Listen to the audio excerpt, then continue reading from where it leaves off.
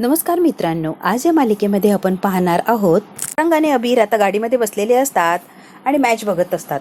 अबीरची इच्छा होती की स्टेडियममध्ये जायचं आणि लाईव्ह मॅच बघायची. तसं तर साऊंड वगैरे आरडाओरडा सगळं त्याला असं बघायचं असतं, जवळून ऐकायचं असतं, सगळं अनुभवायचं असतं. सारंग म्हणतो, कसं आहे ना अबीर, आपण तिथपर्यंत नाही जाऊ शकत, पण मी स्टेडियम आणला की इथे गाडीत बघ की तुझ्यासाठी काय आवाज आहे, सुपर हिरो, एक नंबर असं वाटतं स्टेडियममध्येच बसलोय. अबीर, तू इच्छा व्यक्त केली आणि मी पूर्ण केली नाही, असं होणार का? बघ कसं वाटतंय, एकदम भारी, एक नंबर. अबीर आणि सारंग इतके खुश असतात एकमेकांच्या बरोबर, त्यांच्यामध्ये इतकं छान बॉन्डिंग झालेलं असतं. सारंग अबीरला समजून घेतो आणि अबीर सारंगला समजून घेतो. खूप छान त्यांचं इतकं जमत असतं, इतकं पटत असतं. त्यांना फक्त एवढंच माहीत नसतं की आपण खरेखुरे बापले का आहोत. क्या वेळा सुपर हिरो कौतुक करतो अबीरचं, सारंगचं, आणि अबीरच्या तोंडून स्वतःचं कौतुक ऐकायला सारंगला इतकं छान वाटत असतं. कौतुकाने सारंग अबीरकडे बघत असते. सारखे ओरडतात, अभ्यास कर, लहान आहे, असंय तसंय. बेस्ट फ्रेंड आहे ना, तुम्ही ना झोपायला लावत ना अभ्यास करायला लावत न धिंगाणा घालू नको, असं म्हणतच नाही की धिंगाणा घालू नको, मी जे करतो ते मला करू देता ना, म्हणून बेस्ट फ्रेंड आहात तुम्ही, खरंच सुपर हिरो आहात. सुपर हिरो माझ्या हट्टासाठी काहीही करू शकताय, बरोबर ना? ऍड स्पीकर, ही इतकी भारी गाडी, वा वा वा, सुपर हिरो एक नंबर, मॅजिक केलंय हो सगळं. सुपर हिरो मी नाही, तुझी स्वप्न आहेत अबीर. एवढ्याच्या डोक्यामध्ये किती काय स्वप्न आहेत. स्वप्न पूर्ण करायला मला आवडतं, एवढंच फरक आहे. काय छोटं मोठं मैत्री असते. टीम मध्ये आहोत ना, मग काय त्यात. तो सुपर हिरो, माझी टीम जिंकणार म्हणजे जिंकणार, काहीही झालं तरी. बघूच की माझी टीम जिंकते की तुमची. सुरू झालेली असते, अगदी रंगात मॅच आलेली असते. आता कोण जिंकणार कोण हरणार, अगदी लास्ट मुवमेंटला मॅच येऊन ठेपलेली असते. आता त्याची मॅच हरणार आहे म्हणून सारंगचा हात पकडतो. इतक्या प्रेमाने तो हात पकडलेला असतो, हात जवळ घेतलेला असतो. सारंगला एक वेगळंच काहीतरी वाटतं त्याच्याबद्दल. खरंच हा अबीर किती गोड आहे, आणि नकळतपणे एक वेगळंच अट्रॅक्शन होत असतं. सारंगला अबीरच्या बद्दल एक वेगळाच असा लगाव असतो. मॅच बघायचं सोडून देतो आणि अबीरकडे बघतो की इतके प्रेमाने माझा हात पकडतोय. तो माझ्याकडे बघ अबीर, माझ्याकडे बघ, अजिबात घाबरायचं नाही. अरे, जोपर्यंत शेवटची शिट्टी वाजत नाही ना, तोपर्यंत हार मानायची नसते, खेळात किंवा खऱ्या आयुष्यात. शेवटच्या क्षणापर्यंत लढायचं आणि जिंकण्याची जिद्द ठेवायची. यश हे मिळतं म्हणजे मिळतंच, कळतंय का अबीर? शेवटपर्यंत लढायची ताकद ठेवायची, हारेल असं म्हणायचंच नाहीये. आता मोठे डोळे करून सारंगकडे बघत असतो. सारंग म्हणतो, कसं आहे ना, आज माझी टीम तुझ्या टीम होती, बरोबर ना? चॅम्पियन लोकांवर तुझा विश्वास आहे ना, मग शेवटपर्यंत पॉझिटिव्ह असं विचार कर की. तो आहे ना विश्वास, मग काय जादू होती बघ. ती शेवटच्या क्षणापर्यंत मॅच बघ, कोण हारणार कोण जिंकणार निकाल लागेपर्यंत कळत नाही, कारण मॅच आहे तशी आणि फुटबॉल हा गेमच तसा आहे. शेवटपर्यंत माणसाला कळत नाही की आता कोण जिंकणार आहे. तो माझी टीम जिंकली सुपर हिरो, तरी सुद्धा सारंगला आनंद झालेला असतो. सारंग जिंकला काय आणि अबीर जिंकला काय एकच असतं ना. सारंगला इतका आनंद होतो, अबीरच्या चेहऱ्यावरचा आनंद बघून सारंगच्या चेहऱ्यावर आनंद आलेला असतो. होतं की नाही, माझी टीम चॅम्पियन आहे. सारंग म्हणतो, जिंकलास तू, ये सुपर हिरो तूच आहे अबीर, चॅम्पियन. अबीर आता उठतो आणि सारंगच्या गळ्यात पडतो, घट्ट अशी मिठी मारतो. खरं बापलेकाचं काय नातं, काय बॉन्डिंग असतं, हे अबीर आणि सारंगकडनं बघायला पाहिजे, त्यांच्याकडनं शिकायला पाहिजे. सुद्धा इतका जीव लावत असतो, इतका प्रेम करत असतो या अबीरवर, आणि अबीर सुद्धा तेवढ्याच जवळचा मानत असतो या सारंगला.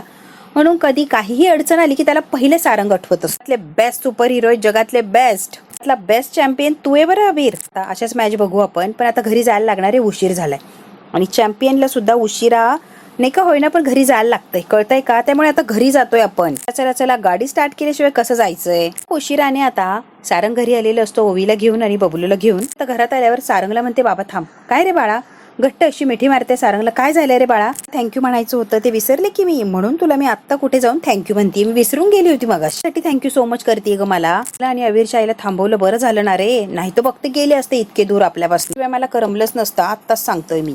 बबलू म्हणतो, हो ना नसतं करमलं आमच्या ओवीला. मोठं काम केलंय सारंग तू, बाप रे. हा पुत्रायला दुसरी सावली बहिणी बघायला लागली असं घडलंय, पण एक जबाबदारी आली आहे खांद्यावर. आता कोणती जबाबदारी? केलेला सांभाळण्याची जबाबदारी आली की त्याच्या केसालाही धक्का लागू देणार नाही, ही जबाबदारी घेतलीये मी. माणसं कोण होते काय होते शोधून काढायला लागणार, म्हणजे लागणार आहे ओवी बाळा. जोपर्यंत ती माणसं कोण आहे हे कळत नाही, तोपर्यंत त्या अबीरच्या जीवाला धोकाच राहणार आहे. मिस आणि अबीर दोघांनाच जीवाला धोका आहे, तर आपल्या घरी राहायला बोलू की? आपल्या घरी तर मस्त राहतील ना साहेब, मग काही धोका राहणार. आई वडील त्यांना पण बोलू की? मोठं घर आहे, किती जागा आहे आपल्या घरात, जागा नाही झाली मग तू बाहेर झोप की, कट्ट्यावर झोप की बाहेर. म्हणतो, ओवी बाळा, कुणी कुणाच्या घरी जाऊन नाही राहू शकत बाळा, आपापलं घर असतं, आपापली एक जागा असते. असं उठून सुटून कोणी कोणाच्या घरात जाऊन कसं राहणार. एक महत्वाचं काम करायचं. काय रे सारंगदा, काय राहिलंय. बबलू त्याला विचारतो. थांबवलंय पण इथे थांबण्यासाठी काहीतरी कारण हवंय ना, ते कारण तिला द्यायचंय. मला काय द्यायचंय ते तर शोधून काढायचंय. बबलू इथनं पासून तयारी आपली. विचार करता सावली थांबली म्हणल्यावर तिला काय कारण द्यायचंय थांबवण्यासाठी. सगळ्यांची चर्चा चालू झालेली असते. आता जिथे या खंड्याला ठेवलेलं असतं तिथे काही माणसं म्हणजे भैरवीचा तो माणूस असतो तो आलेला असतो आणि डायरेक्ट त्याचा गळा पकडतो, त्याला मारायला लागतो. जो मोनिकाने ठेवलेला माणूस आहे खंड्यावर लक्ष ठेवायला, तो म्हणतो कोण आहेस तू, कोण आहेस तू. त्याने असा गळा पकडलेला असतो. माणसाला भैरवीचा माणूस इतका मारतो, सांगतो की तुला कोण आहे म्हणून. हुशार बनायचं नाही, आत्ताच सांगतोय. तुला कोणी आणलं इकडे सांग. खंड्याला कोणी आणून ठेवलं इथे सांग पटकन. सांगण्यावरून करतोय. तुझा बॉस कोण आहे सांग. तर नाव सांगितलं तर ते मला जिवंत सोडणार नाही म्हणजे नाही. इतकं मारलेलं असतं या भैरवीच्या त्या माणसाने मोनिकाच्या माणसाला. तो म्हणतो नाही, मी जर तुम्हाला नाव सांगितलं तर ती व्यक्ती मला मारून टाकते. मला म्हणून धक्का देतो आणि पळून जातो. तोपर्यंत इकडे राजकुमार आणि भैरवी आलेली असतात. खंड्या अगदी कोमात गेलेला असतो आणि या अवस्थेत मोनिका आणि राजकुमार या खंड्याला बघतात तेव्हा त्यांना शॉकच बसतो की खंड्याची ही काय अवस्था झाली आहे, डायरेक्ट कोमात. म्हणतो उठ उठ उठ, इतका हलवतो, इतका त्याच्या गालावर चापटी मारतो, पण खंड्या कोमात असतो. हलवल्याने मारल्याने तो काय उठणार नसतो. पण राजकुमारला जरा असा वेळ नसतो की त्या थोडासा वेळ घेऊन त्याला विचारेल. काहीही नाही. आला लगेच उत्तर मिळालं की निघला.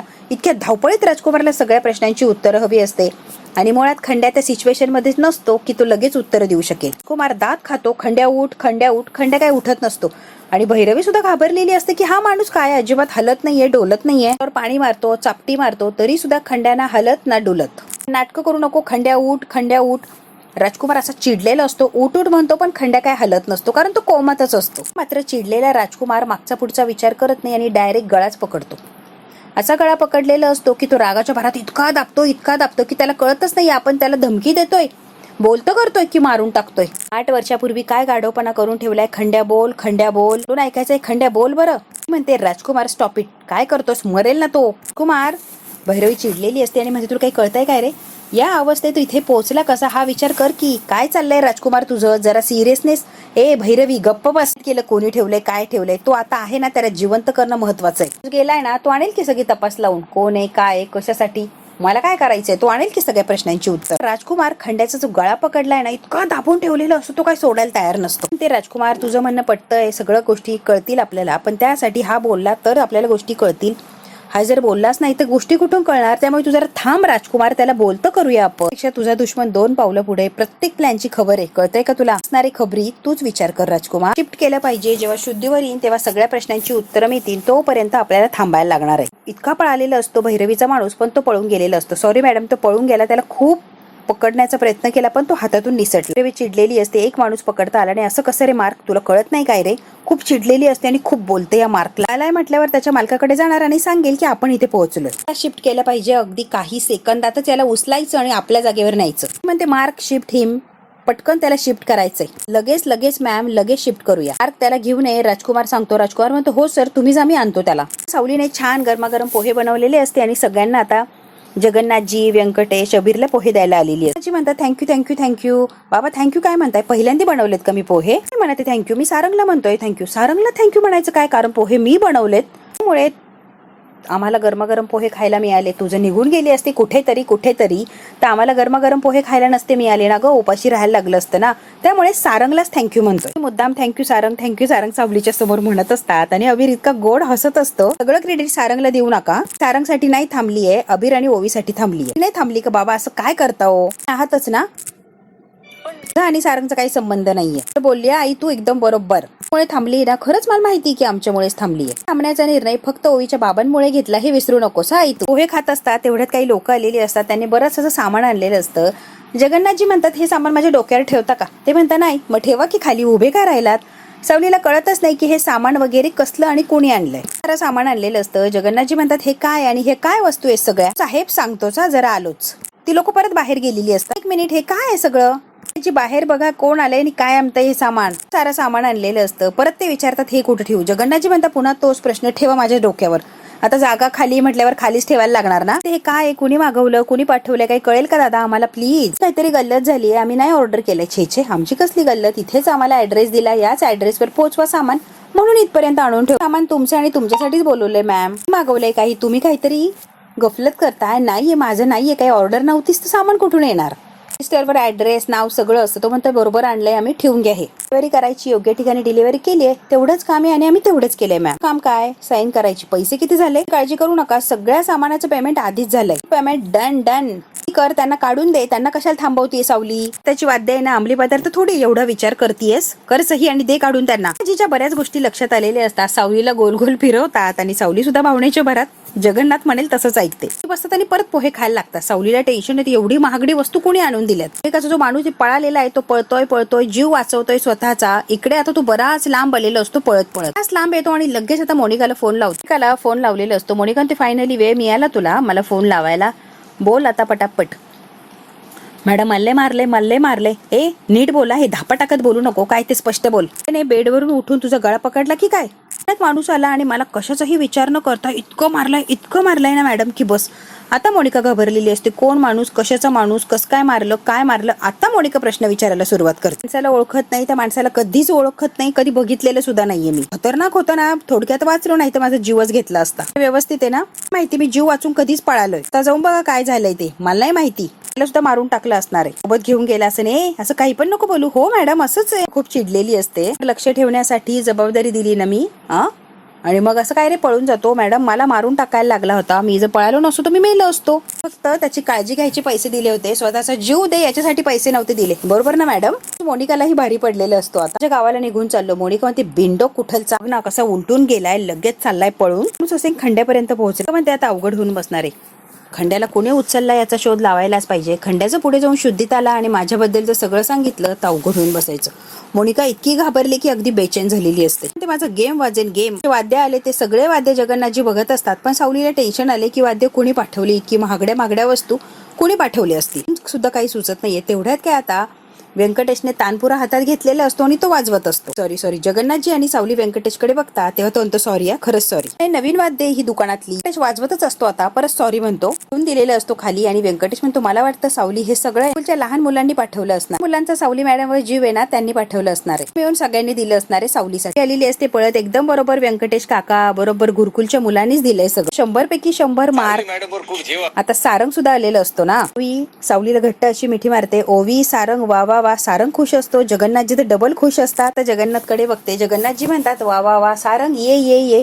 इतका आनंद झालेला असतो सारंगला बघून. जगन्नाथला किंवा जशी काय वाटच बघत होते हा कधी येतो आणि कधी सारंग आणि सावली समोरासमोर येतात. जगन्नाथजी जाम खुश असतात सारंगला समोर बघून. आम्ही पाठवलंय सगळं पाठवायची काय गरज होती सारंग? खर्च कशासाठी केलाय सारंग? तुझ्यासाठी नाही केलेलं आहे सावली, हे तुझ्यासाठी केलंय. तुझ्यासाठी काय केलंय मी? काहीच नाही. बंद झाला ना तेव्हापासून ओवीचा मूड ऑफ झाला होता. आता क्लास सुरू झाला की मूड छान होऊन जाणार. म्हणतात अगदी बरोबर आहे सारंग. सावली म्हणते मला नकोय कोणाचे उपकार. किती पैसे झाले ते सांगा.